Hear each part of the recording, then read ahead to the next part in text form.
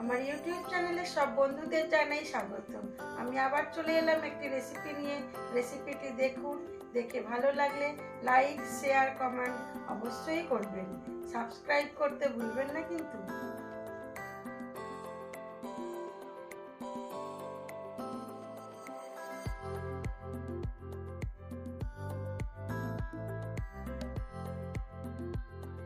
আজ একটু বর্ষা ছিল, তাই ভাবলাম চটপটা কিছু খাওয়া যাক। তো ফ্রিজের মধ্যে একটু চিকেনের ব্রেস্ট পিস ছিল, সেটাকে ছোট ছোট টুকরো করে নিলাম। বোনলেস চিকেনটাকে আজ বানাবো কাবাব। চলুন কিভাবে বানাচ্ছি সেটাই দেখাই। চিকেনটাকে বোনলেস করে ছোট্ট ছোট্ট টুকরো করে নেব। তারপরে বাড়িতে থাকা কয়েকটি মশলা দিয়ে আজ বানাবো কাবাব। খুব সহজেই হয়ে যায়, তবে আমি একটু চিকেন 65 যে মশলাটা আছে ওই মশলাটা ব্যবহার করব।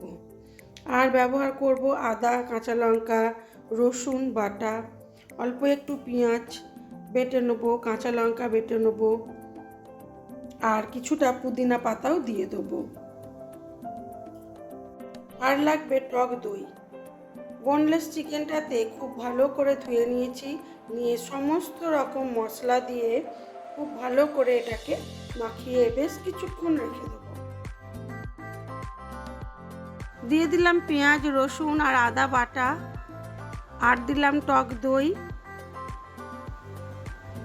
দেবো স্বাদ মতো নুন, দেবো হলুদ গুঁড়ো, লঙ্কার গুঁড়ো,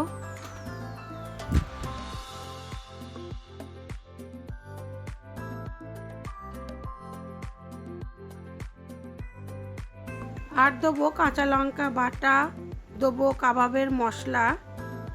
আজ কিন্তু আমি কাবাবটা দিয়ে দিলাম বেশ কিছুটা পরিমাণ কাবাব মশলা। চিকেন 65 যে কাবাব মশলাটা হয় ওটা দিয়ে দিলাম। এবারে খুব ভালো করে এটাকে মেখে বেশ কিছুক্ষণ রাখবো। আজ আমি কড়ার মধ্যেই কাবাবটা বানাবো। দিয়ে দেবো এর মধ্যে পরিমাণ মতো সাদা তেল। আপনারা চাইলে বাটার বা ঘিয়েও করতে পারেন।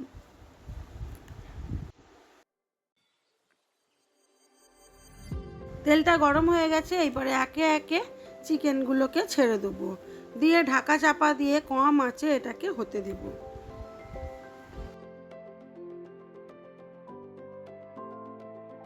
আমার আজকের এই চিকেন কাবাবটা খেতে কিন্তু দুর্দান্ত হয়েছিল। খুব কম সময়ে হয়েও যায় এবং খেতেও খুব টেস্টি হয়।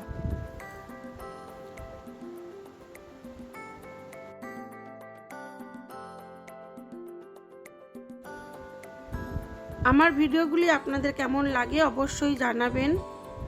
আর ভিডিওটি ভালো লেগে থাকলে লাইক, শেয়ার, কমেন্ট করবেন। আর যদি নতুন বন্ধু হয়ে থাকেন একটা সাবস্ক্রাইব করে দেবেন। কাবাবগুলো আমার হয়ে গেছে, আমি এবার এগুলোকে সার্ভ করে দেবো।